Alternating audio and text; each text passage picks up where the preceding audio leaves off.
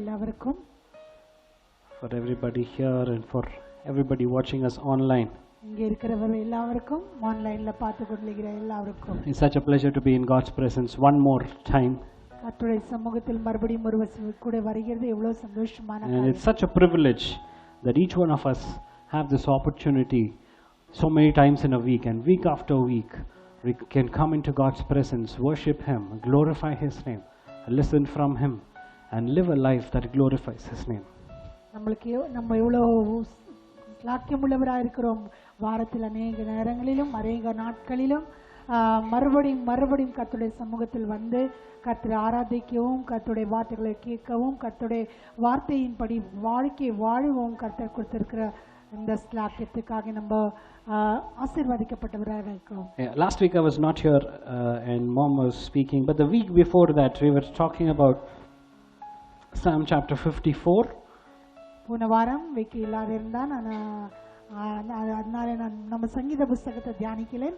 ஆனால் இன்றைக்கு அதுக்கு முன்னாடி வாரம் சங்கீதம் 54வது அதிகாரத்தை நம்ம தியானிச்சோம். And we saw about what a day we're talking about betrayal and how God handles people who betray His children, and that Jesus understands betrayal Himself, and we saw things about betrayal. So நம்ம அங்கே வஞ்சனை குறித்தும் கர்த்தராகிய தேவன் எப்படி அந்த வஞ்சனை கைக்கொள்ளுகிறார் என்றும் கர்த்தர் அவரை எப்படி சந்திக்கிறார் என்றும் அநேக காரியங்களை நம்ம அந்த வாரத்தில் பார்த்தோம். We saw how people who are betrayed need to run to God and seek God for their answers and their comfort and stuff. நம்ம பார்த்தோம் மனுஷர்கள் எப்படி தம்முடைய தேவைகளுக்காக மனுஷர்களையும் தேவனையும் வஞ்சிக்கிறார் என்று நம்ம பார்த்தோம். அதன் பிரதிபலங்களையும் நம்ம பார்த்தோம்.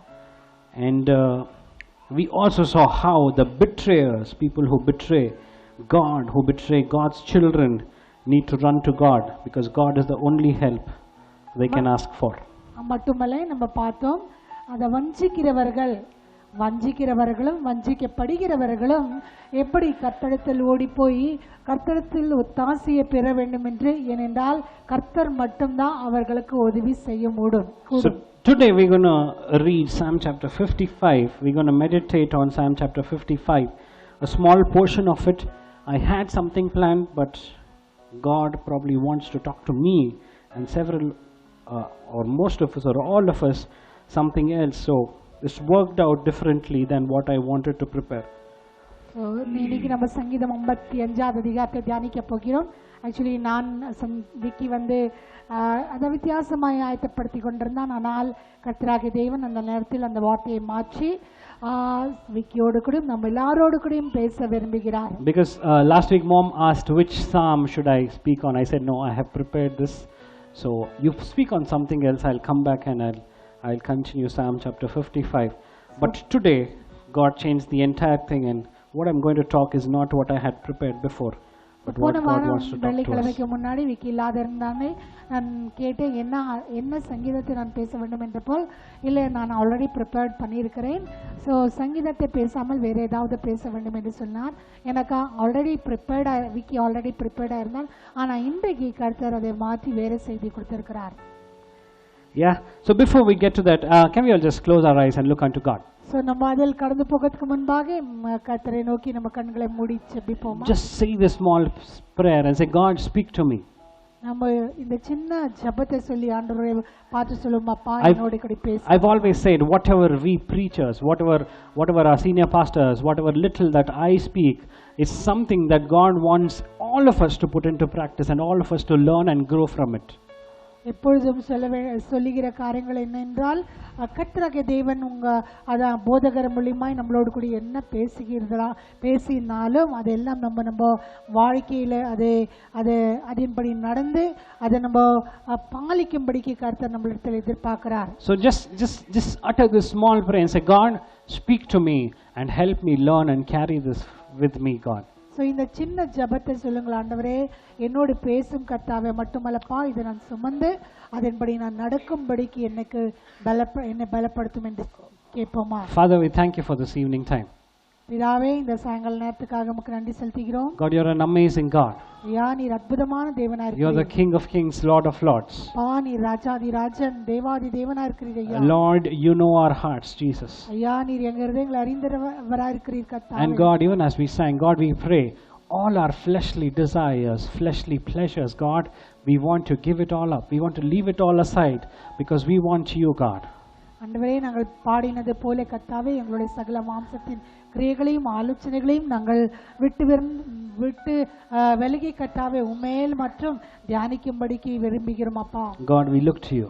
நாங்கள் உம்மை உயர்த்துகிறோம் We come கர்த்தாவே. to you, speak to us. ஐயா உம்முடைய சமூகத்தில் வருகிறோம் எங்களோடு கூட பேசும். Especially submit myself, God. ஆண்டவரே விசேஷமா விக்கும் கருத்தில் ஒப்பு கொடுக்கிறோம். Use me the way you want to use me, God. ஐயா நீர் உம்முடைய சித்தத்தின் பிரகாரம் பிரயோஜனப்படுத்தும். Submit every single one of us here, Jesus. இங்க இருக்கிற ஒவ்வொருத்தரையும் உம்முடைய கரங்களில் ஒப்பு. Everybody watching us online, God. ஐயா ஆன்லைன்ல பார்த்து கொள்கிற ஒவ்வொருத்தரையும் கர்த்தாவே. Everybody who will be watching this video later, God, Jesus, you speak to us. ஆண்டவரே இப்ப அல்லாமல் மற்ற நேரங்களிலும் இந்த வீடியோவை பார்க்கிற ஒவ்வொருத்தரோடு கூட நீ பேசுமப்பா. We thank you and we love you. ஐயா உமக்கு நன்றி செலுத்துகிறோம் கர்த்தாவே உம்மை நேசிக்கிறோம். In Jesus' name we pray. இயேசுவின் நாமத்தில் நாங்கள் ஜெபிக்கிறோம். ஆமென். Yes, so Psalm chapter 55. சங்கீதம் 55. So if you see, it says, for the director of music with string instruments, a psalm of David.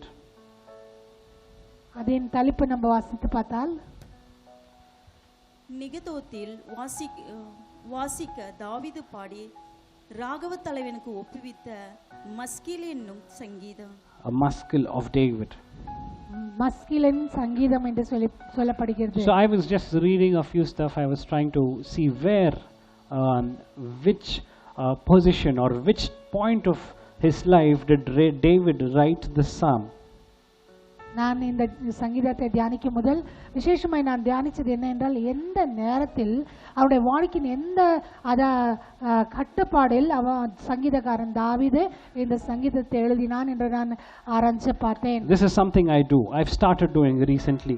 So நான் இப்பொழுது கொஞ்ச நாளுக்கு முன்னாடி நான் இப்படியாக நான் செய்ய ஆரம்பித்தேன். A lot of people say start reading Psalms. That's the easiest, simplest. You'll understand. You can. It's a short chapter. You can read through. But what is more important is for us to understand why did David write this. அநேகர் சங்கீத புஸ்தகத்தை வாசிக்கிறது மிகவும் சுலபமா இருக்குது. அது சின்னதா இருக்கும், நம்மளோட பேசிக்கிறது போல இருக்கும், அது நல்லவா இருக்கும் என்று சொல்லி வாசிப்பார்கள். ஆனால் நம்ம தெரிஞ்சு கொள்ள வேண்டியது என்ன என்றால் தாவீதோ சங்கீதக்காரனோ அது எந்த சூழ்நிலையில் அதை எழுதினார். So a lot of Bible scholars say that David had written the psalm when he had that incident with Absalom. நம்ம அநேக வேத பரார்கள் சொல்லுகிறது நம்ம பார்க்கிறோம் என்றால் அப்சலோனோட வாழ்க்கை தாவீதோட வாழ்க்கை அப்சலோனோடு கூட இருந்த அந்த சூழ்நிலையில் தாவீதுக்காரன் இந்த சங்கீதத்தை எழுதினான் என்று. How many of us here know Absalom? அப்சலோன் எவ்வளவு பேருக்கு தெரியும்? Okay, wrong question. How many of us don't know Absalom? எவ்வளவு பேருக்கு அப்சலோம் என்று தெரியாது? Okay, Absalom was, okay, let me just give you a small brief of who this person was and how his relevance is with David. இந்த Absalom யார் என்றும் அவன் தாவீதோடு கூட எப்படி உருவாடினான் என்றும் நான் கொஞ்சம் காரியத்தை உங்களோடு கூட சொல்ல விரும்புகிறேன். So Absalom was one of the sons of David and he had a sister. Absalom என்றவன் தாவீதின் ஒரு மகனா இருந்தான், அவனுக்கு ஒரு சகோதரி இருந்தது. And we all know David had several wives, so he had several children from different wives. So he had few other sons who had spoiled or who had, if I have to be very blunt, who had raped Absalom's sister, who was also David's daughter. நம்ம தாவீதை குறித்து அறிந்திருக்கிறோம். தாவீதுக்கு அநேக மனவாட்டிகள் அப்படின்னா பெண் ராணிகள் இருந்தது, மனைவிகள் இருந்தது. அவர்கள் மூலமா அநேக பிள்ளைகள் இருந்தார்கள். ஸோ அப்சலோனும் அவருடைய ஒரு மகனாக இருந்தான், அதோடு கூடிய அநேக மகன்களும் இருந்தான். அப்சலோனுக்கு ஒரு சகோதரி இருந்தது. மற்ற ஒரு தாயின் மகன் இந்த அப்சலோனின் சகோதரியவே கெடுத்து விட்டான். And Absalom absolutely gets furious, gets angry, and he kills them. அப்சலோன் மிகவும் கோபமடைந்து அந்த மகனை கொன்னு போடுகிறான் என்று பார்க்கிறோம். And he runs away from from David's kingdom and he hides himself. அப்சலோன் தாவீதோட ராஜ்யத்தை விட்டு ஓடி போயிட்டான், அவன் ஒளிஞ்சு கொண்டிருந்தான் என்று நம்ம பார்க்கிறோம். And several years later, Joab speaks to the king and somehow gets Absalom back to his kingdom, tries to unite the father and son. But there is this Absalom is always wanting to take revenge from his father because of all that his father had done. So நம்ம பார்க்குறோம் யோவாப் என்று தாவீதின் ஒரு மனுஷன் தாவீதோடு கூட பேசி அப்சலோனுவே அந்த ராஜ்யத்தில் திரும்பி கொண்டு வருகிறான். ஆனால் அப்சலோனுடைய மனசிலோ தாவீதை குறித்து மிகவும் கோபம் இருந்தது. அவன் எப்படியாவது இந்த அநேக காரியங்களை குறித்து தாவீதினிடத்தில் பழி வாங்கணும் என்று இருந்தான் என்று பார்க்கிறோம். So Absalom, once he comes back and when he's planning to kill his father and all of that is happening, that is when David writes this psalm. So Absalom திரும்பி வந்து அவன் தாவீதை குறித்து அநேக திட்டங்களை பண்ணி தாவீதை கொல்லும்படிக்கு திட்டங்களை செய்து கொண்டிருக்கும் நேரத்தில் தாவீதை இந்த சங்கீதத்தை எழுதினது என்று நம்ம அறிந்திருக்கோம். And if you see the gist, if you see the feeling, the emotions that David is going through when he's writing psalms, this psalm is fear, is trouble, because he's troubled and he's scared.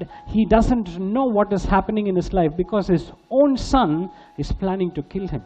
So இந்த சங்கீதத்தை நம்ம வாசித்து பார்க்கும் முதல் தாவீதோட உணர்ச்சிகளை குறித்து நம்ம உணர முடியும். அவனுடைய மனசில் மிகவும் பயமும் மிகவும் துக்கமும் இருந்தது. ஏனென்றால் அவனுடைய சொந்த மகன் அவனை கொல்ல விரும்பினான், காத்து கொண்டிருந்தான். So let's read verses 1 to 8. முதல் 8 வசனங்களை நம்ம வாசிப்போம். தேவனே, என் ஜெபத்தை கேட்டருளும், என் விண்ணப்பத்திற்கு மறைந்திராதையும், எனக்கு செவி கொடுத்து உத்தரவு அருளி செய்யும். சத்ருவினுடைய கூக்குரலின் நிமித்தமும் துன்மார்க்கர் செய்யும் இடுக்கண்ணி நிமித்தமும் என் தியானத்தில் முறையிடுகிறேன். அவர்கள் என் மேல் பழிசாட்டி குரோதம் கொண்டு என்னை பகைக்கிறார்கள். என் இருதயம் எனக்குள் வியாகுலப்படுகிறது. மரணதிகள் என் மேல் விழுந்தது. பயமும் நடுக்கமும் என்னை பிடித்தது. அருகளிப்பு என்னை மூடிற்று. அப்பொழுது நான் எனக்கு புறாவை போல் சிறகுகள் இருந்தால் நான் பறந்து போய் இளைப்பாறுவேன். நான் தூரத்தில் அலைந்து திரிந்து வனாந்தரத்தில் தங்கியிருப்பேன். பெருங்காற்றிற்கும் புசலுக்கும் தப்ப தீவிரித்து கொள்ளுவேன் என்றேன். So if you see, David is writing this with a lot of fear. நம்ம இங்க பார்க்கிறோம் தாவீது மிகவும் பயத்தோடு கூட இதை எழுதுகிறார். He's scared of what is going to happen with his life. அவனுடைய வாழ்க்கையில் என்ன நடக்க போகிறதோ அதை குறித்து அவன் பயந்து. There are troubles in his heart. அவனுடைய மனசில் மிகவும் திகில் உண்டு. He is crying out. If you see verse 1, he says, God, listen to my prayer. Don't ignore my plea. He is absolutely begging God to listen to him.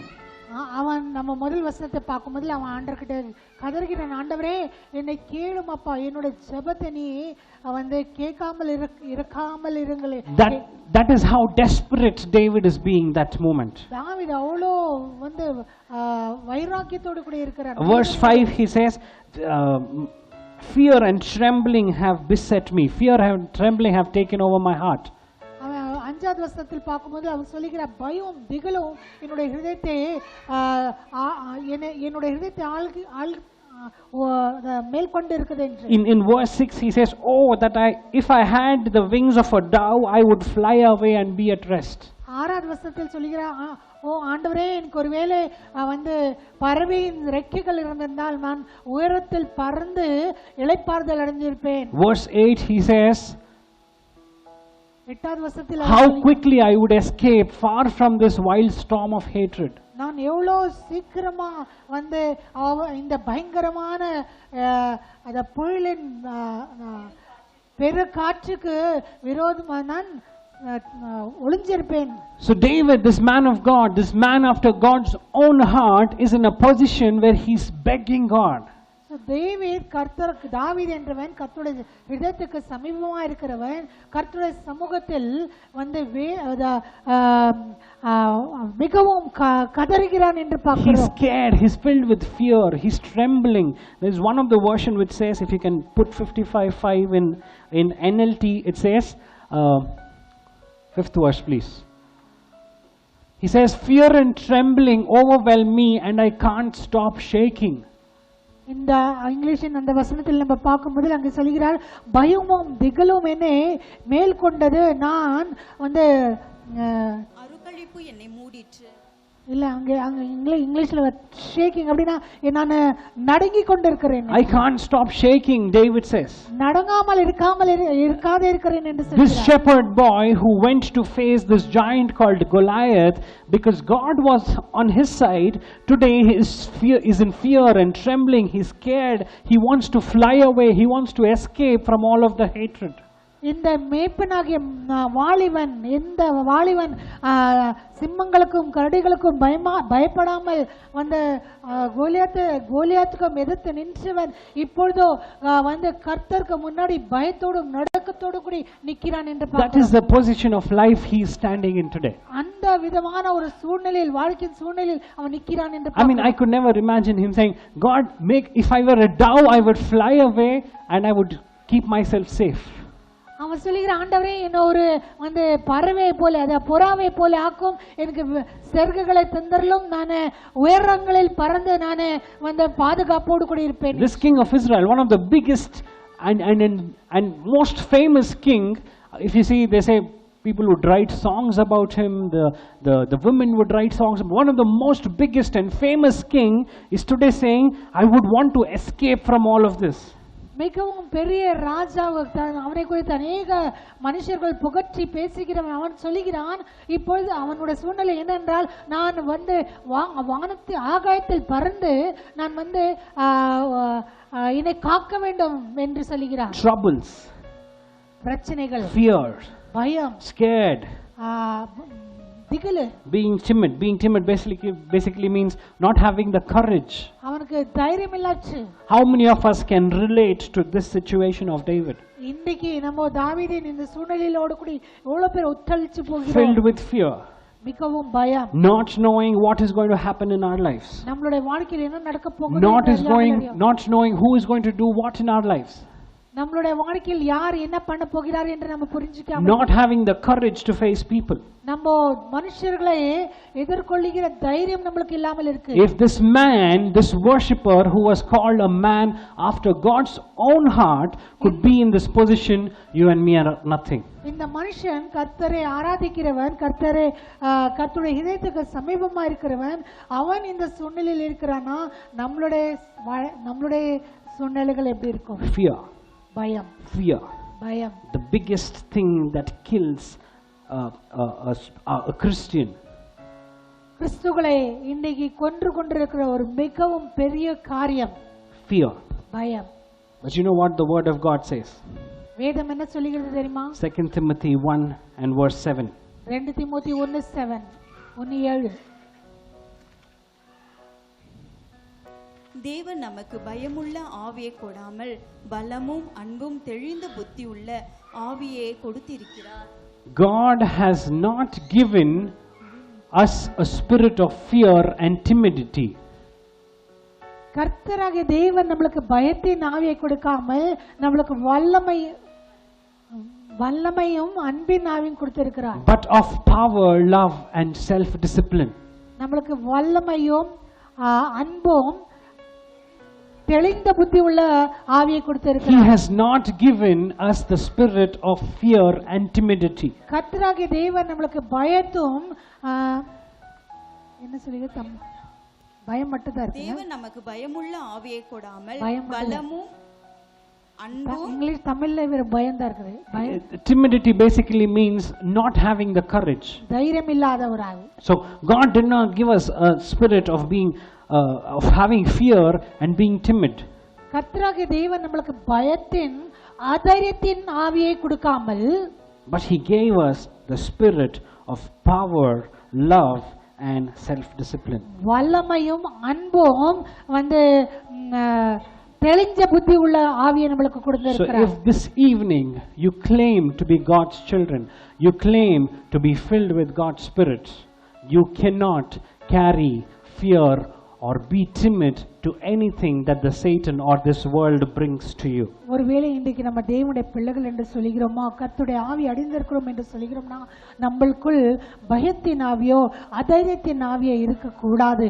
Because God says He gives you the spirit of power.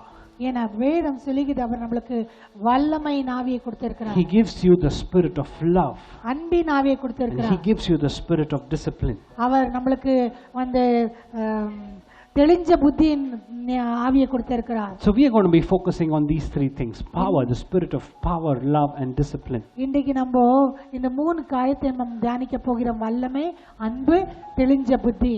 So power, when do you receive power? நீங்கள் எப்போ வல்லமை பெறுவீர்கள்? Can anybody tell that? சொல்ல முடியுமா? Anybody? When do you receive power? எப்போ நம்ம வல்லமை பெறுவோம்? Acts 1:8. அப்போஸ்தலர் 1:8 பரிசுத்த ஆவியானவர் நம்ம மேல் வரும்போது You will receive power when the Holy Spirit comes upon you. பரிசுத்த ஆவி உங்களிடத்தில் வரும்போது நீங்கள் பலனடைந்து You will receive power when the Holy Spirit comes upon you. நீங்க பரிசுத்த ஆவியானவர் உங்களிடத்தில் வரும்போது நீங்கள் பலமடைவீர்கள் என்று வேதம் So சொல்கிறது. when do you receive power? You need to have the Holy Spirit for you to say, yes, I have the spirit of power. நம்ம பரிசுத்த ஆவியின் அபிஷேகத்தை பெற்றுக்கொண்டா நம்ம சொல்ல முடியும், நான் வல்லமையின் ஆவி அடைந்திருக்கிறேன். And a lot of us, we've seen our parents do ministry for a long time, and we've seen people come, people be filled, not be filled, people experience God's power, and a lot of them have taken this power for granted. அநேக நேரத்தில் அதை எங்கள் parents அதை நாங்கள் அநேக வருஷங்களால் ஊழியத்தை செய்து கொண்டு வருகிறோம். விக்கி சொல்லிக்கிறது என்னன்னா, நான் அநேக வருஷங்களால் பார்த்துருக்கிறேன். அநேகர் வந்து ஜெபம் பண்ணத்துக்கு வரும்போது அநேகர் அபிஷேகத்தை வல்லமை பெறுகிறார், அநேகர் வல்லமை பெறாமல் போகிறார். அநேகர் வல்லமை பெற்று அதை சாதாரணமாய் எடுத்துக்கொள்ளுகிறார். This power suddenly becomes bigger than Christ or bigger than God Himself. அவர்களுக்கு இந்த வல்லமை கிறிஸ்துவை பார்க்கிலும் தேவனை பார்க்கிலும் உயர்ந்ததாய் மாறியது. I've seen people who've received this power and misused it and spoiled God's name and eventually ended up losing the Spirit of God. நான் பார்த்திருக்கிறேன், அநேகர் இந்த பரிசுத்த ஆவியின் அபிஷேகத்தை வல்லமை பெற்று வந்து தேவனுடைய நாமத்தை கெடுத்து கடைசியில் அந்த அபிஷேகத்தை இழந்து போகிறார்கள். But what is this power that God is talking about? இந்த ஆண்டவர் பேசுகிற இந்த வல்லமை என்றால் என்ன? How powerful is this power that God is pouring out in each one of us when you receive the Spirit of God? கர்த்தர் ஊற்றுகிற இந்த வல்லமை எவ்வளவு வல்லமை உள்ளதா இருக்குது. அவர் பேசுகிற இந்த வல்லமை எவ்வளவு வல்லமை உள்ளதா இருக்குது. Let's read Ephesians chapter 1 verses 19 and 20. எபேசியர் 1:19-20 வாசிப்போம்.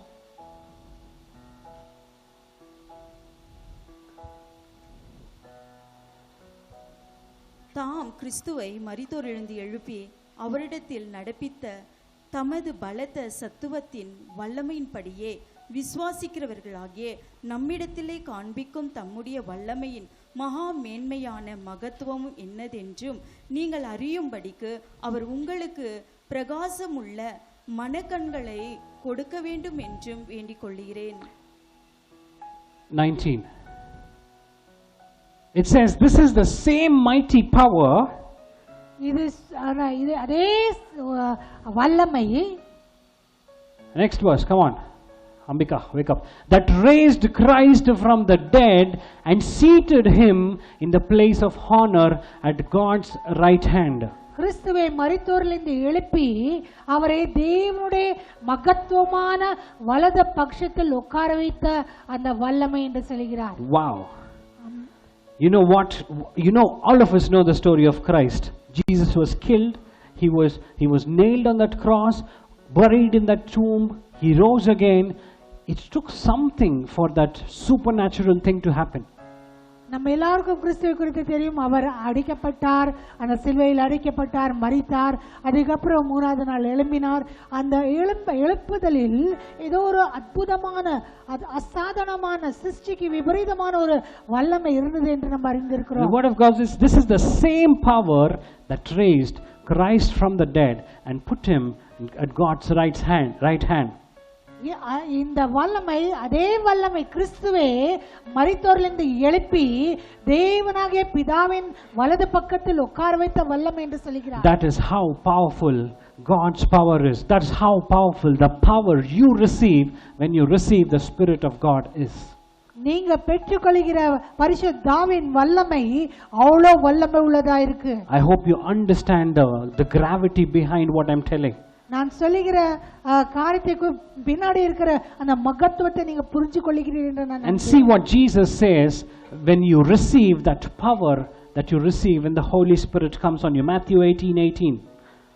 மத்தேயு 18:18 சொல்லுகிறது, நீங்கள் அந்த வல்லமை பெற்றுக்கொண்டால் பூலோகத்திலே நீங்கள் எவைகளை கட்டுவீர்களோ அவைகள் பரலோகத்திலும் கட்டப்பட்டிருக்கும். பூலோகத்திலே நீங்கள் எவைகளை கட்டவிழ்ப்பீர்களோ அவைகள் பரலோகத்திலும் கட்டவிழ்க்கப்பட்டிருக்கும் என்று மெய்யாகவே உங்களுக்கு சொல்லுகிறேன். This is Jesus himself telling. இயேசு கிறிஸ்து தாமே சொல்லுகிறார், whatever you bind on this earth will be bound in heaven. இந்த பூமியில நீங்கள் எதை கட்டுகிறீர்களோ அது பரலோகத்தில் கட்டப்படும். And whatever you permit here will be permitted in heaven. இந்த பூமியில நீங்கள் எதை அனுமதிக்கிறீர்களோ அது பரலோகத்திலும் அனுமதிக்கப்படும். That is the power you receive when you receive the Spirit of God. பரிசுத்தாவின் வல்லமை நீங்கள் பெறும்போதில் அந்த வல்லமை நீங்கள் பெறுகிறீர்கள். So when you receive the Spirit of God, it is not just one thing that happening that you're feeling nice about it. It's not an emotion. There's something really powerful that happens in your life, that comes into your life. பரிசுத்தாவின் வல்லமை பெறும்போதில் ஏதோ உணர்ச்சியில நம்ம நல்லா அனுபவிக்கிறது அல்ல, ஆனால் தேவன் கொடுக்கிற அந்த பரிசுத்தாவின் வல்லமை அற்புதமான வல்லமையா இருக்கு. So if you received the Spirit of God, I want you to go back and check. If you've received the Spirit of God, you possess this power that the Holy Spirit brings along with him. So if you don't think you have that power, I want you to check yourself if you have that Spirit of God in your lives. நீங்கள் ஒருவேளை பரிசுத்தாவின் அபிஷேகத்தை பெற்றிருக்கிறீர்கள் என்றால் இந்த வல்லமை நீங்கள் அடைந்திருக்க வேண்டும். ஒருவேளை நீங்கள் இந்த வல்லமை அடையாமல் இருக்கிறீர்கள் என்றால் நீங்க பரிசுத்தாவின் அபிஷேகத்தை பெற்றிருக்கிறீர்களா என்று சோதித்து பார்க்க வேண்டும். And with this power, every trouble you go through, every problem that comes across, God says, Jesus says, bind it on earth and it will be bound in heaven. இந்த வல்லமையினாலே இந்த பூமியில் நீங்கள் கடந்து போற பிரச்சனைகளும் பிரயாசங்களும் ஆண்டவராக இயேசு கிறிஸ்து சொல்கிறார், நீங்கள் பூமியில கட்டுங்கள் பரலோகத்தில் கட்டப்படும் என்று. Amen. So that is God's power. அதுதான் கர்த்தருடைய வல்லமை. We read God does not give us a spirit of fear and timidity, but spirit of power, love and self-discipline. So we focused on power. We're going to focus on love now. நம்ம தியானிச்சோம், கர்த்தராகிய தேவன் நம்மளுக்கு பயத்தினும் அதரித்தின் ஆவியை கொடுக்காமல் வல்லமையும் அன்பும் தெளிந்த புத்தியின் ஆவியை கொடுத்திருக்கார். நம்ம வல்லமை குறித்து தியானித்தோம், இப்ப அன்பை குறித்து தியானிப்போம். This is my favorite topic. இது எனக்கு மிகவும் பிரியமான ஒரு. So it is going to take a lot of time. I want all the young people here, young people watching me online, please listen to me very carefully. So இது எனக்கு மிகவும் பிரியமான ஒரு டாபிக். ஸோ இங்கே இருக்கிற வாலிபர்களும் தயவுசெய்து ஆன்லைனில் பார்த்து கொள்கிற வாலிபர்களும் தயவுசெய்து கவனித்து கேளுங்கள். Question 1. What is the biggest example of love that you know? What is the biggest example of love that you know? நீங்க அறிந்திருக்கிற பெரிய ஒரு உதாரணம், அன்பின் உதாரணம் என்ன இருக்குது? Come on. For God so loved the world that he gave his only son. That is the biggest example of love anybody could ever give.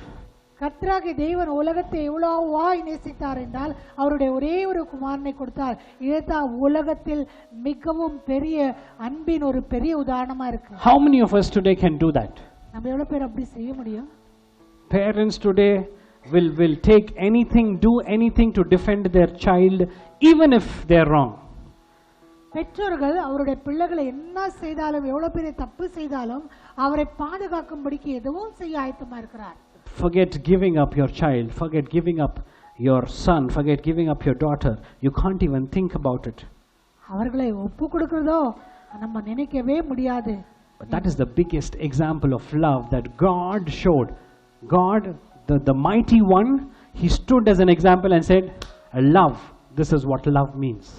கர்த்தராகிய தேவன் தாமே அன்புக்கு ஒரு உதாரணமா இருந்து அவர் சொன்னார், இதோ என்னுடைய மகனை ஒப்பு கொடுக்கிறேன், இதுதான் அன்புக்கு ஒரு பெரிய உதாரணமா இருக்குது.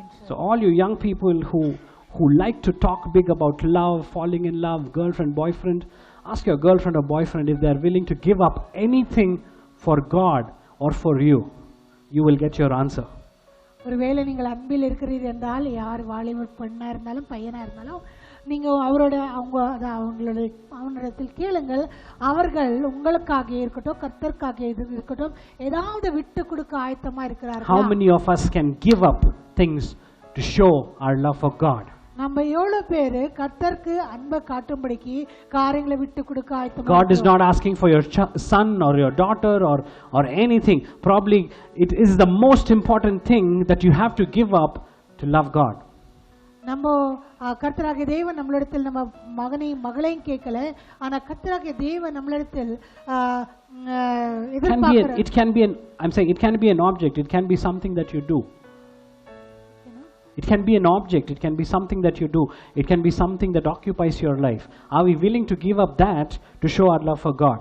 நம்ம மக்களை இருக்காமல் இருக்கலாம், ஏதோ ஒரு காரியங்கள் நம்ம செய்ய விரும்புகிற ஒரு காரியங்கள் ஆண்டவருக்காக கொடுக்க கர்த்தர் விரும்புகிறார் இல்ல கேட்கிறார் என்றால் நம்ம கொடுக்க ஆயத்தமா இருக்கிறோமா? You know, in most of our lives the most important thing is நம்மளுடைய அநேகருடைய வாழ்க்கையில் பெரிய ஒரு மகத்துவமான காரியம் என்ன என்றால், anybody?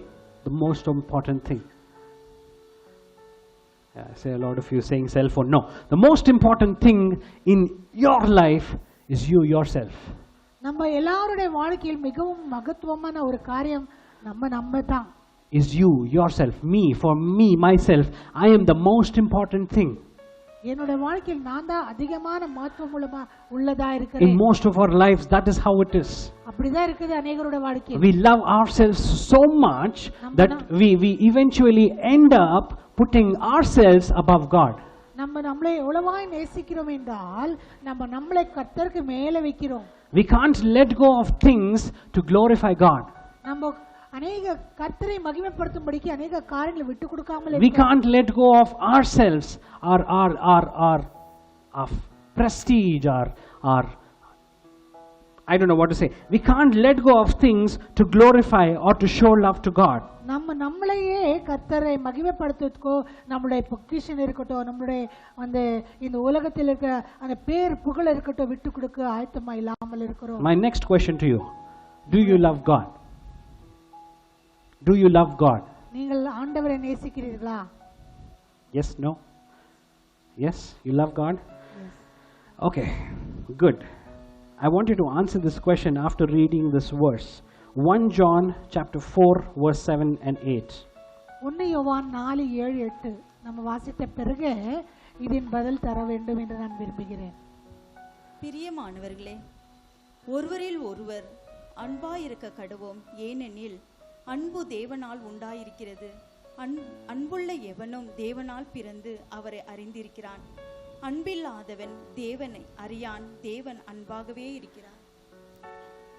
Anybody who does not love anyone, it is not specific. Jesus is not saying, the word of God is not saying anybody who does not love your family, anybody who does not love your friends. He says anybody who does not love, that's it. It is for everybody. Does not know God. வேதம் சொல்லுகிறது, நீங்கள் ஒருவேளை அன்பு செய்யாமல் இருந்தால் நீங்க கர்த்தரை அறியாமல் இருக்கிறீர்கள். It says forget loving God, you don't know God. நீங்கள் கர்த்தரை அறியாமல் இருக்கிறீர்கள் என்று. How many of us seated here today, how many of us watching online today are guilty of not loving our neighbors, our people around? நம்ம எவ்வளவு பேர் இங்க உட்கார்ந்து இருக்கிறவரா இருக்கட்டும், ஆன்லைன் பார்க்கிறவர்களா இருக்கட்டும், நம்ம பிள்ளையை நேசிக்காதவரா இருக்கிறோம் என்று எவ்வளவு பேர் அந்த குற்ற போதத்தில் இருக்கிறவரா இருக்கோம். It says love one another. நம்ம ஒருத்தர் நேசிக்க வேண்டும் என்று Love comes from God. அன்பு கர்த்தரிடத்திலிருந்து வரும் என்று சொல்கிறார். The next sentence is so important. Anyone who loves is a child of God. அடுத்த அந்த வரிசை மிகவும் மகத்துவம் உள்ளதா இருக்கு. அது சொல்கிறது, யாராவது அன்பு செய்கிறான் என்றால் அவன் தேவனுடைய மகனாய் இருக்கிறான். So if I ask you to pick a paper and write the number of people you don't love, I don't know how long that list is going to be. ஒருவேளை நான் ஒரு பேப்பர் எடுத்து நீங்க யார் யாரை நேசிக்காமல் இருக்கிறீர்கள் என்று சொன்னா எழுதுங்கள் என்று சொன்னால் அந்த லிஸ்ட் எவ்வளவு பெருசா போகுமோ. But God says that list needs to be empty. Only then do you know God, and only then do you love God. கர்த்தராகிய தேவன் சொல்கிறார், நான் அந்த லிஸ்ட் நம்மளுடைய லிஸ்ட் அத காலியா இருக்க வேண்டும். அப்பதான் நம்ம கர்த்தருடைய பிள்ளைகளா இருக்கிறோம், கர்த்தர் அறிந்து இருக்கிறோம். Let's go ahead and read 9 verses 9, same 1 John chapter 4 verses 9 onwards. 9வது வசனத்திலிருந்து வாசிப்போம். தம்முடைய ஒரே பேரான குமாரனாலே நாம் பிழைக்கும்படிக்கு தேவன் அவரை இவ்வுலகத்திலே அனுப்பினதினால் தேவன் நம்மேல் வைத்த Okay, அன்பு verse 11. பிரியமானவர்களே, தேவன் இவ்விதமாய் நம்மிடத்தில் அன்பு கூர்ந்திருக்க நாமும் ஒருவரிடத்தில் ஒருவர் அன்பு கூற கடனாளிகளாய் இருக்கிறோம். So why do we have to love each other? ஏன் நம்ம மற்றவர்களை நேசிக்க No, வேண்டும்? oh, no, we should not love each other. I should not love Sandeep only if he does something good to me. ஒருத்தன் எனக்கு நன்மை செய்தா மட்டும்தான் அவனை நேசிக்கணும் என்று I should love everybody around me because God loved us so much. நம்ம எனக்கு சுற்றி இருக்கிற சகலவரையும் நான் நேசிக்க வேண்டும் என்று நேசிக்க வேண்டும். ஏனென்றால் கர்த்தர் என்னை நேசித்திருக்கிறார். Since God loves us, we have to love one another. கர்த்தர் நம்மளை நேசித்தபடினாலே நம்ம ஒருத்தர் நேசிக்க We வேண்டும். have seen about being God's temple and God living in us and God and we living in Him and God abiding in Him, God living in us. We've heard a few messages in the past few weeks. நம்ம கடந்த 2-3 வாரத்திலிருந்து நம்ம கேட்டிருந்தால் நம்ம தேவனுடைய சரீரம், நம்மளுடைய சரீரம் தேவன் தங்கும் ஆலயமா இருக்கு. நம்ம வந்து அன்பு செய்ய வேண்டும் என்று அநேக காரியங்களை நம்ம 2-3 வாரமா கேட்டுக்கொண்டே No, இருக்கிறோம். I'm specifically talking about being God's temple and God living in us and we living in Him. கர்த்தர் நம்ம தேவனுடைய ஆலயமா இருந்து கர்த்தர் நம்மளுக்குள்ளிலும் நம்ம கர்த்தருக்குள்ளிலும் வாசம் பண்ணுகிற காரியங்களை நம்ம தியானிச்சு It's வருகிறோம். an amazing thing, beautiful thing, something really important. அது மிகவும் அற்புதமான காரியம், மிகவும் மகத்துவமான காரியம். But this next verse that we're going to read adds so much more. It changes and adds so much more perspective to being a temple of God and God living in us. அடுத்த வசனம் நம்ம அதே பாக்கிலும் நம்ம தேவனுடைய ஆலயமா இருக்கிறதும் கர்த்தர் நம்மளுக்குள் வாசம் பண்ணப்படுறது பாக்கிலும் மிகவும் மகத்துவமான ஒரு வசனமா இருக்கு. Verse 16. 16வது வசனம். தேவன் நம்மேல் வைத்திருக்கிற அன்பை நாம் அறிந்து விசுவாசித்திருக்கிறோம். தேவன் அன்பாகவே இருக்கிறார். அன்பில் நிலைத்திருக்கிறவன் தேவனில் நிலைத்திருக்கிறான், தேவனும் அவனில் நிலைத்திருக்கிறார். Wow. Whoever lives in love யாரு அன்புக்குள் நிலைத்திருக்கிறவன் எவனோ lives in God அவன் கர்த்தருக்குள் நிலைத்திருக்கிறான், and God lives in them. தேவன் அவனுக்குள்ளில் நிலைத்திருக்கிறார். Isn't that amazing? ஆமென். அற்புதமானது. Isn't that amazing? Whoever lives your life, you and I live our life filled with love, showing love to everybody. God lives in them. நம்மளுடைய வாழ்க்கையில் ஒருவேளை அன்பு நிறைந்திருந்தார் வந்து கர்த்தர் நம்மளுக்குள் வாசம் பண்ணுகிறார். God lives in you if you live your lives with love in it. நீங்கள் உங்க வாழ்க்கையை அன்பு நிறைந்த ஒரு வாழ்க்கையை வாழ்ந்தால் கர்த்தர் உங்களுக்குள் வாசம் பண்ணுகிறார். All who live in love live in God and God lives in them. ஒருவேளை நீங்கள் அன்பில் நிலைத்திருந்தால் கர்த்தர் உங்களுக்குள் நிலைத்திருக்கிறார், நீங்கள் கர்த்தருக்குள் நிலைத்திருக்கிறீர்கள். You might say, wow, all of this sounds so beautiful, so nice. அற்புதமான ஒரு வசனம். But a lot of you might complain and say, but he or she is like this, she does this, she talks like this, she talks behind my back, she gossips, she doesn't talk to me well. Then how do we love? நம் அநேகர் சொல்லலாம், அவர்களை பின்னாடி பேசுகிறார்கள், அவர் எப்படி செய்கிறார்கள், அப்படி செய்கிறார்கள், அப்ப பின்ன நான் எப்படி அவங்களை அன்பு செய்ய முடியும்? This is God's answer if you have that question. இது கர்த்தருடைய பதில் ஒருவேளை உங்களுக்கு அந்த கேள்வி இருந்தால். Romans chapter 5 verse 8. ரோமர் 5:8.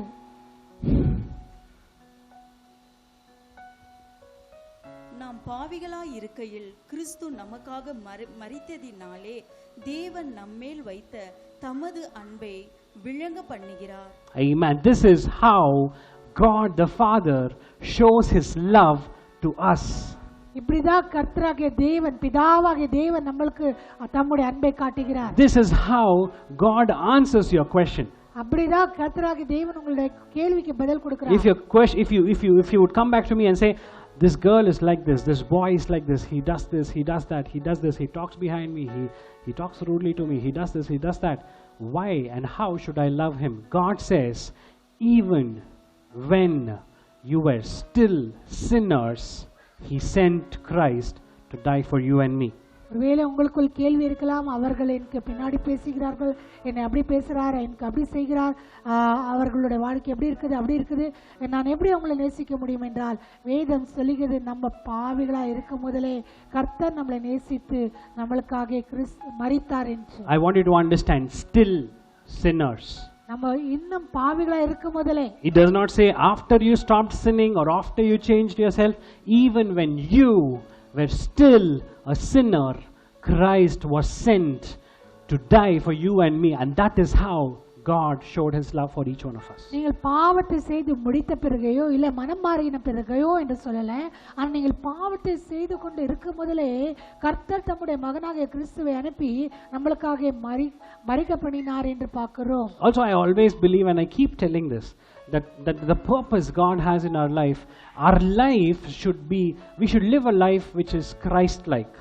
நான் எப்பொழுதும் சொல்லுகிறேன், கர்த்தராகிய தேவன் நம்ம வாழ்க்கையில் இருக்கிறார் என்றால் நம்ம கிறிஸ்துவை போல ஒரு வாழ்க்கை வாழ வேண்டும். I always say, if God made us in his image, his expectation was we should live our life Christ-like. கர்த்தராகிய தேவன் நம்மளை தம்முடைய சாயலில் உண்டாக்கிறார் என்றால் கர்த்தர் எதோட எதிர்பார்ப்பு என்றால் நம்ம கிறிஸ்துவை போல வாழ வேண்டும். And I came across this verse and it changed my entire perspective. இந்த வசனத்தை நான் பார்த்தപ്പോൾ என்னுடைய ஆலோசனைகள் எல்லாம் மாறிச்சு. I want to change that statement tonight. இன்றைக்கு அந்த அந்த அந்த ஆலோசனை நான் மாற்ற விரும்புகிறேன். Let's read Galatians chapter 2 verse 20. கலாத்தியர் 2:20 வாசிப்போம்.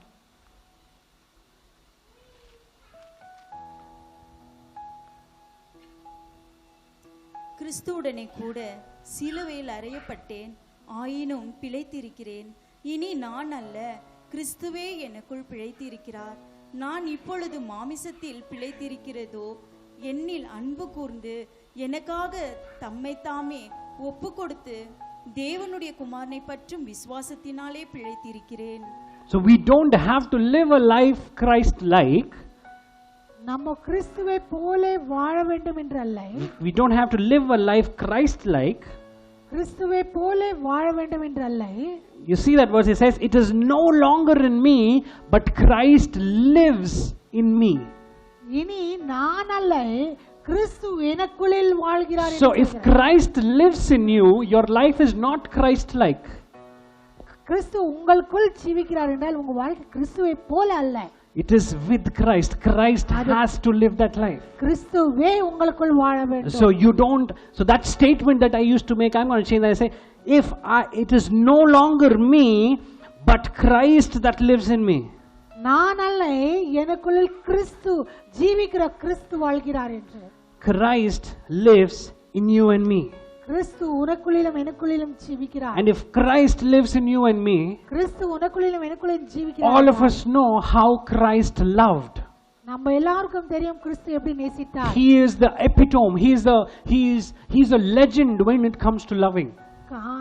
அன்பை குறித்து வரும்போது அவர் மிகவும் உயர்ந்தவராக இருக்கிறார். He didn't talk about good people, bad people, ugly people, beautiful people, and cheaters or tax collectors, unclean women, prostitutes, beggars, lepers. No, his love did not define anybody. He loved everybody.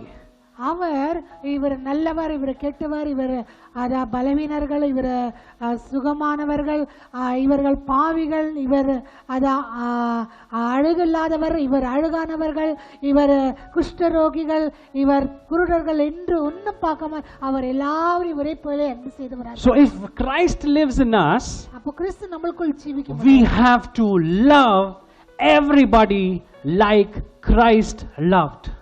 So கிறிஸ்து நம்மளுக்குள் ஜீவிக்கிறார் என்றால் கிறிஸ்து எல்லாவரையும் அன்பு செய்தது போல நம்மளும் எல்லாவரையும் அன்பு செய்ய So even if he or she is wrong, அவனும் அவளும் ஒருவேளை தப்பா இருந்தாலும், even if he or she is doing things against you, ஒருவேளை அவர்கள் உங்களுக்கு விரோதமான காரியங்களை செய்து கொண்டு, even if he or she is talking rudely to you, behaving rudely to you, ஒருவேளை உங்களுக்கு விரோதமாய் கடோரமாய் பேசியிருந்தால், you need to love like Christ loved. நீங்கள் அவரை கிறிஸ்து உங்களை நேசித்தது போல நேசிக்க வேண்டும். Because if you do not love, you do not know God. நீங்கள் அன்பு செய்யாவிட்டால் நீங்கள் கிறிஸ்துவை அறியாத இருக்கிறீர்கள். And that is a very wrong place to stay. அது மிகவும் தப்பான ஒரு வார்த்தையா இருக்கு. If at this point and stage in life where the world, Jesus is going to come back, if we are here and if we say we do not know God, it's a wrong place to be in. ஒருவேளை கர்த்தராகிய தேவனுடைய வருகை சமீபமா இருக்குது, எல்லா இடத்திலும் நம்ம கேட்டுக்கொண்டிருக்கோம், ஆண்டவருடைய வருகை சமீபமா இருக்குது. இந்த நேரத்தில் ஒருவேளை நம்ம கர்த்தரை அறியாமல் இருக்கிறோம் என்றால் நம்ம தப்பான இடத்தில் இருக்கிறோம்.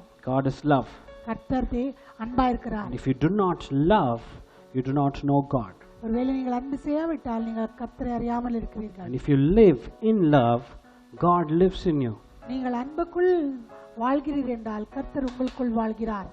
The next thing, self-discipline. அடுத்தது நம்ம பார்க்கும் முதல்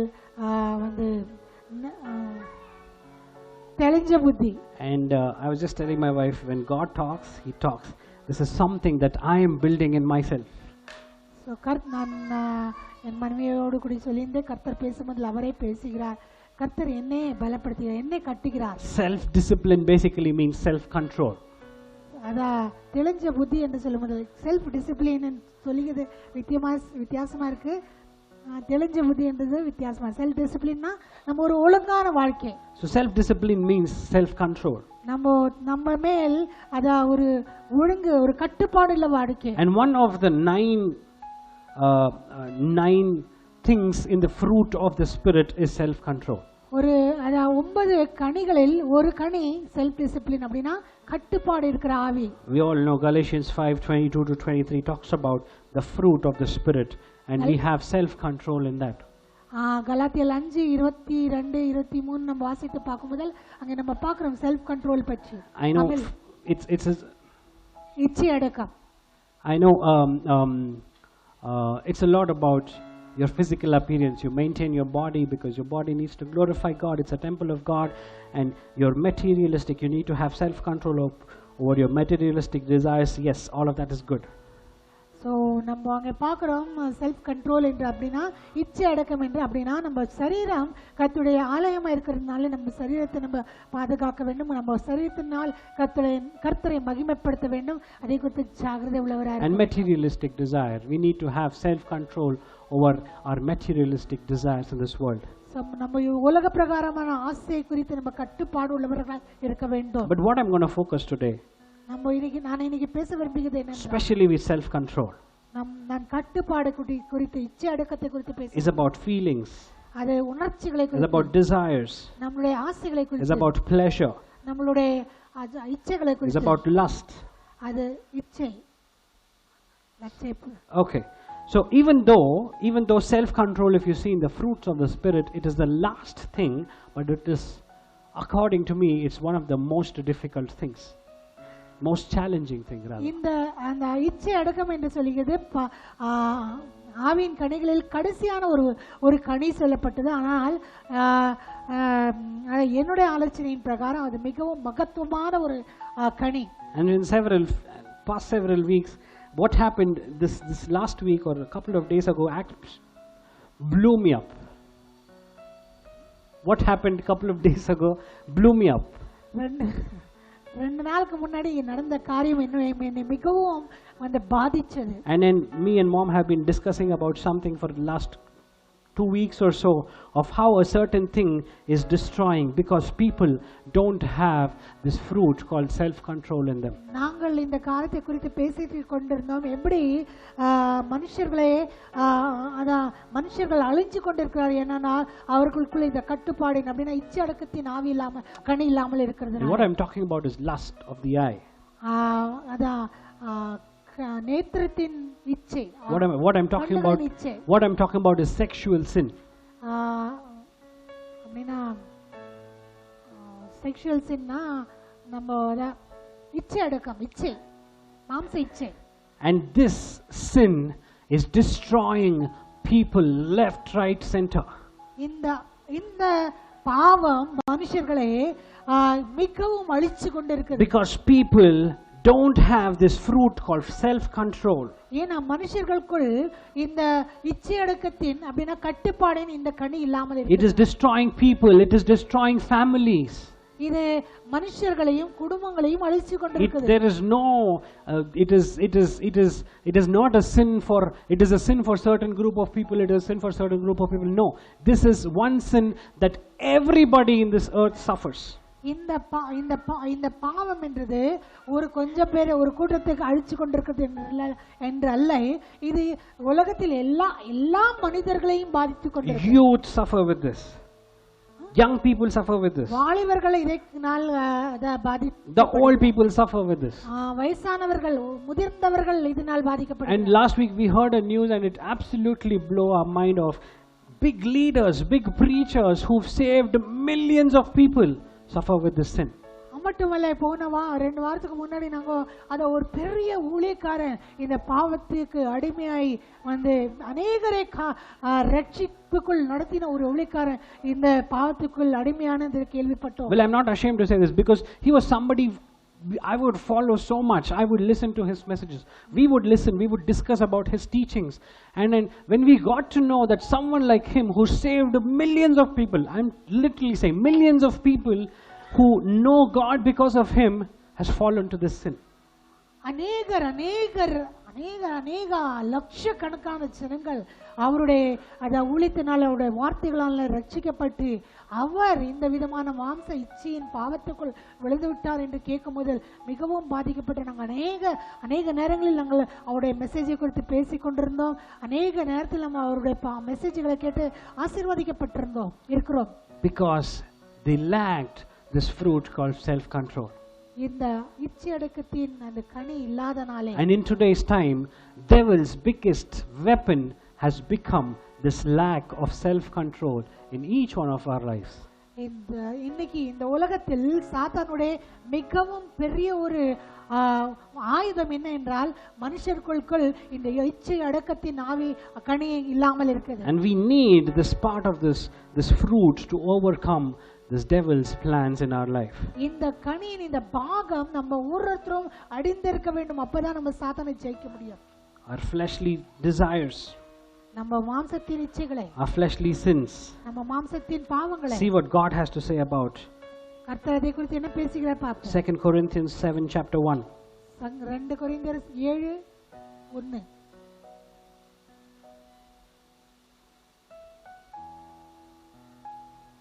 இப்படிப்பட்ட வாக்குத்தத்தங்கள் நமக்கு உண்டாயிருக்கிறபடியினால் பிரியமானவர்களே, மாமிசத்திலும் ஆவியிலும் உண்டான எல்லா அசூசியம் நீங்க நம்மை சுத்திகரித்து கொண்டு பரிசுத்தமாகுதலை தேவ பயத்தோட பூர்ணப்படுத்த கடவும்.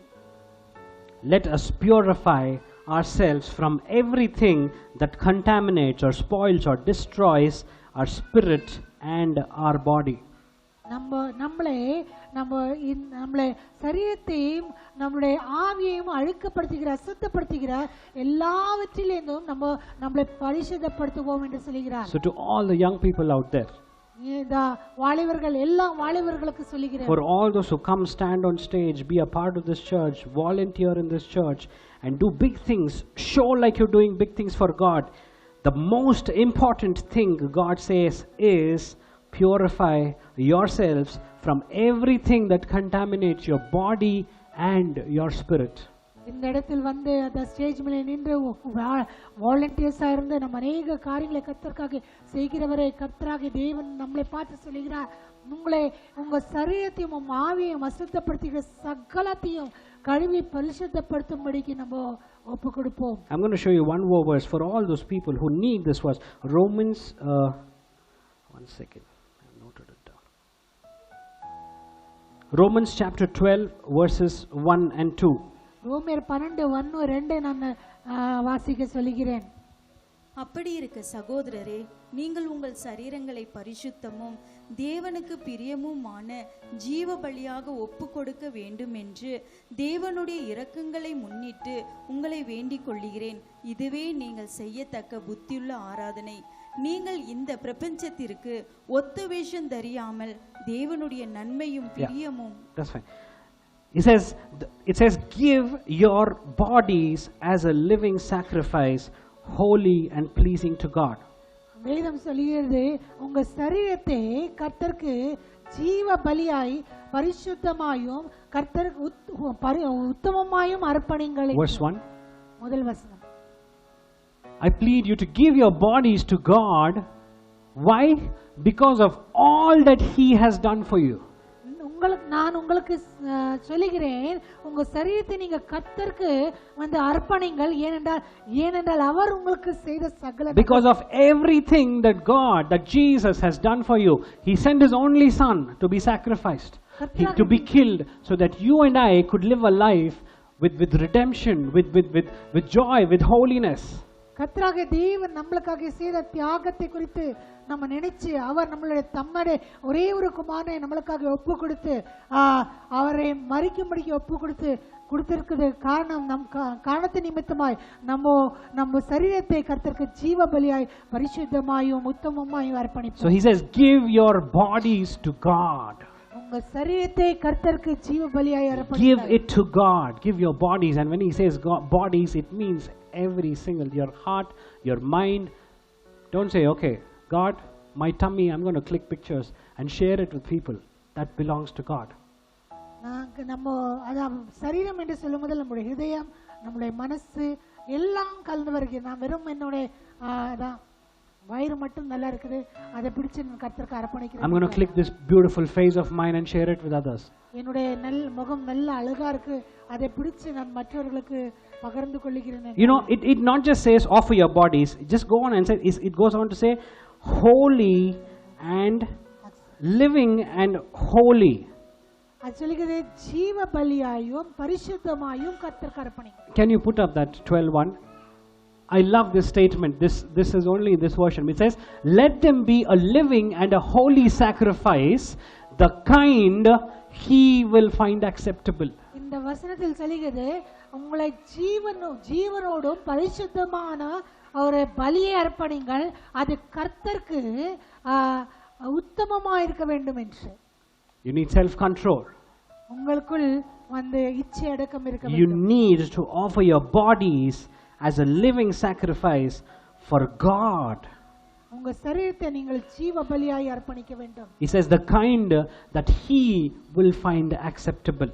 அங்கே சொல்லப்படுது அது கர்த்தருக்கு பிரியமான, கர்த்தருக்கு ஏற்றுக்கொள்ளப்படுகிறது போல இருக்க வேண்டும். Is your heart, which probably has had 10 people in it before God, acceptable in God's sight? கர்த்தருக்கு முன்னாடி 10 மனுஷர்களை நீங்கள் அடைந்திருக்கிற அந்த ஹிருதயம் கர்த்தரால் ஏற்றுக்கொள்ள முடியுமா? Is your body, which needs to be holy, acceptable in God's sight? உங்க சரீரம் பரிசுத்தமாயிருந்து கர்த்தருடைய பார்வையிலே கர்த்தர் ஏற்றுக்கொள்ளும்படிக்கு இருக்குதா?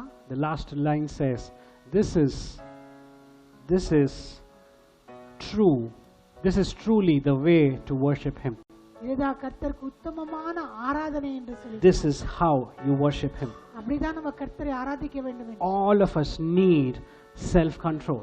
நம்ம எல்லாருக்கும் இச்சை அடக்கம் இருக்க வேண்டும். All you young people, if you're losing your minds, don't know what to do, people are emotionally playing with your thoughts, start reading the Word of God. ஒருவேளை வாலிபர்களே, நீங்கள் வந்து என்ன செய்யணும் என்று அறியாமல் இருக்கிறீர்களா? மனுஷர்கள் உங்கள் ஹிருதயத்தையும் உணர்ச்சிகளை வைத்து ஆடிக்கொண்டு இருக்கிறார்களா? நீங்கள் ஒருவேளை வேதத்தை வாசிக்காமல் இருக்கிறீர்களோ? Offer your lives as a living sacrifice. உங்க சரீரத்தை கர்த்தருக்கு ஜீவ பலியாய், living and holy sacrifice. கர்த்தருக்கு ஜீவ பலியாயும் ஜீவனும் அந்த பரிசுத்தமான ஒரு பலியாய் அர்ப்பணிங்கள். The kind God will accept. கர்த்தர் ஏற்றுக்கொள்கிறபடியே. That is how you worship Him. அப்படிதான் நம்ம கர்த்தரை ஆராதிக்க முடியும். That is how you worship God. அப்படிதான் நம்ம கர்த்தரை ஆராதிக்க முடியும். Spirit of timidity and fear is not what God sent. கர்த்தராகிய தேவன் நம்மளுக்கு பயத்துக்கும் வந்து அதைரியத்தின் ஆவியை கொடுக்கல. He gave you the spirit of power, love and self-control. கர்த்தராகிய தேவன் நம்மளுக்கு வல்லமையும் அன்பும் இச்சையடக்கத்தினும் ஆவியை கொடுத்திருக்கிறார். That amazing power, supernatural power. அற்புதமான வல்லமை. The love that God showed. கர்த்தர் காட்டின அந்த அன்பு. He said we saw that God is love. கர்த்தராகிய தேவன் அன்பா இருக்கிறார். And in our lives we need to have love. நம்மளுடைய வாழ்க்கையில் அன்பு இருக்க வேண்டும். I'm going to urge every single one of you. நான் ஒவ்வொருத்தரோடு கூட கெஞ்சி கேட்கிறேன். Love people. மற்றவர்களை நேசிப்போம். That is what Christ did. அதுதான் கர்த்தராகிய இயேசு கிறிஸ்து செய்தார். And if you claim that you are Christ's children and Christ lives in you, love people. ஒருவேளை நீங்கள் கிறிஸ்துவுடைய பிள்ளைகள் என்றும் கிறிஸ்து உங்களுக்குள் ஜீவிக்கிறார் என்று சொன்னால் நீங்கள் மனுஷர்களை அன்பு செய்ய வேண்டும். Show people that you carry Christ. நீங்கள் கிறிஸ்துவை அடைந்திருக்கிறீர்கள் என்று மனுஷர்களுக்கு காட்டுங்கள். Forget about the other person. You live your life and show that Christ lives in you. நீங்கள் மற்றவர்களை குறித்து மறந்து நீங்கள் வாழ்கிற வாழ்க்கையின் மூலமாய் கிறிஸ்து உங்களுக்குள் ஜீவிக்கிறார் என்று காட்டுங்கள். Finally, self-control. கடைசியாக இச்சை அடக்கம். And for all of this to happen in your life, உங்க வாழ்க்கையில் நடக்கிற இந்த காரியங்களுக்கு எல்லாவற்றையும் பார்க்கிலும் you need this gentle, sweet person called the Holy Spirit in your life. இந்த அற்புதமான மிகவும் தாழ்மையான வந்து இந்த பரிசுத்த ஆவியானவர் நம்மளுக்குள்ள இருக்க வேண்டும். We need. You understand the difference, right? We need the Holy Spirit. There is no option 2. அதுக்கு வேற எந்த வந்து வேற எந்த ஆப்ஷனும் இல்ல. You need the Holy Spirit in your life. வேண்டும் நமக்கு. So can we all just close our eyes and look unto Jesus? நம்ம கண்களை மூடி கிறிஸ்துவை நோக்கி பார்ப்போம். Look unto God. கர்த்தரை நோக்கி பார்ப்போம். Ask God to come fill you with His Spirit. ஆண்டவரை நோக்கி பார்த்தப்பா எங்களை ஆவினால் நிரப்பும் என்று Not spirit of fear and timidity, spirit of power, love and self-control. பயத்தின் ஆவினாலும் அல்ல, அதைரியத்தின் ஆவினாலும் அல்ல, ஆனால் வல்லமையும் அன்பும் இச்சையடக்கத்தின் ஆவினாலே கர்த்தரை நம்ம அன்பும்படிக்கு கேட்கிறோம். That loves people and loves God as well. மனுஷர்களை நேசிக்கிறது மட்டுமல்ல, கர்த்தரை நேசிக்கிறது. Love the Lord your God. கர்த்தரை நீங்கள் நேசிங்கள். Love your people around you. உங்களுக்கு சுற்றி இருக்க மனுஷர்களை நீங்கள் அன்பு செய்யுங்கள். Let your lives be filled with love. உங்க வாழ்க்கையை அன்பினால் நிரப்பப்பட்டிருக்கட்டும். If you live a life with love, God lives in you. நீங்கள் அன்பு நிறைந்த ஒரு வாழ்க்கை வாழும் முதல் கர்த்தராகிய தேவன் உங்களுக்குள் வாழ்கிறார். Self-control, one of the most challenging fruit. மிகவும் அந்த சவாலான ஒரு கனியின் பாகம் இச்சை அடக்கம். We need that. நம்மளுக்கு அது வேண்டும். Let not the devil destroy your life because of the lack of this fruit. சத்ருவானவன் இந்த கனியின் இந்த பாகத்தை நம்ம அடியாத இருக்கிறதுனாலே உங்க வாழ்க்கை கெடுக்காத இருக்கட்டும். Hallelujah, Jesus. செபிப்போமா. ஆண்டவரே உமக்கு நன்றியோடு ஸ்தோத்திரம் செலுத்துகிறோம் கர்த்தாவே. தேவனே நீ நல்லவரும் நன்மை செய்கிறவருமா இருக்கிறீர் ஐயா. ஆமீன் ஐயா. அன்றைக்கு தாவீது தேவனே இருந்த சூழ்நிலையில் கர்த்தாவே அவனோ பயத்தோடும் நடக்கத்தோடும் கூடி உம்மை நோக்கி பார்த்தான் கர்த்தாவே. ஆனால் வேதம் சொல்லுகிறது கர்த்தாவே எங்கள் சூழ்நிலைகளை பார்த்து நாங்கள் பயந்து ஐயா அதைரியமாய் இருக்கிறது அல்ல, நீர் எங்களுக்கு கொடுத்திருக்கிற ஆவியானவரப்பா. தேவனே உமக்கு ஸ்தோத்திரம் கர்த்தாவே. அப்பா உமக்கு நன்றி நன்றி. வல்லமையானவரும் அப்பா அன்பு உள்ளவரும் இச்சையடக்கத்தின் ஆவியின் கனி கொடுக்கிறவராமா இருக்கிறீர் ஐயா. அப்பா அந்த தேவனுடைய சமூகத்தில் நாங்கள் ஒப்பு கொடுக்கிறோம் ஐயா. விசேஷமாய் கர்த்தாவே எங்கள் சபையிலுக்கு வாலிபர்களுக்காக நாங்கள் செபிக்கிறோம் ஐயா. உமக்கு நன்றி நன்றி நன்றி கர்த்தாவே. ஐயா நீர் அப்பா ஒரு வாலிபர்களை தொடும்படிக்கு நாங்கள் செபிக்கிறோம்.